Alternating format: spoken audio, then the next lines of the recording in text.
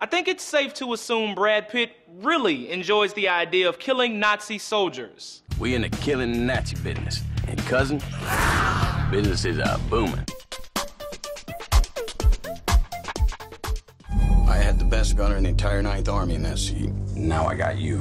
Pitt's Fury takes the top spot at the box office this weekend, bringing in an estimated $23.5 million and keeping 9 out of 10 moviegoers on the edge of their seat. And while critics seem to be split over how well or not so well the characters are fleshed out, no one doubts Fury's authentic visuals and the authentic message that war is hell. Forbes writes, "There is strong action filmmaking to be found here, and at no point do any of the filmmakers remotely glamorize or sensationalize its war violence. There are tons of war movies, especially movies about World War II, and unfortunately, Fury doesn't necessarily set itself apart." Fury's a mixed bag. It's more good than bad, but the thing about World War II movies is we've seen so many of them that they need to have a really distinctive or fresh angle to kind of grab our attention. Next up, Gone Girl has another solid weekend. I'd finally realized I am frightened of my own husband. Gone Girl takes the #2 spot and remains red hot with an estimated $17.8 million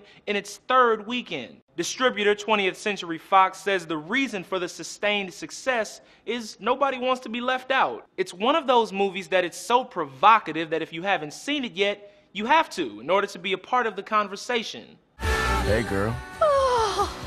Get that a lot. Lastly, the animated family flick The Book of Life is right behind Gone Girl, bringing in an estimated $17 million on its opening weekend and receiving a solid rating on Rotten Tomatoes. Once we actually saw the world of the dead, it's just beautiful. The Book of Life receives major points for its spectacular visuals, as well as bringing the Mexican holiday Dia de los Muertos into the American mainstream. A writer for HitFix explains, "What I like most about The Book of Life is the way it uses culture as a springboard into storytelling.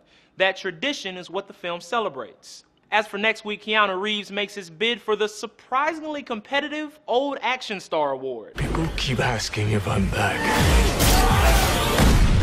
Yeah, I'm thinking I'm back. For Newsy, I'm Jamal Andrus.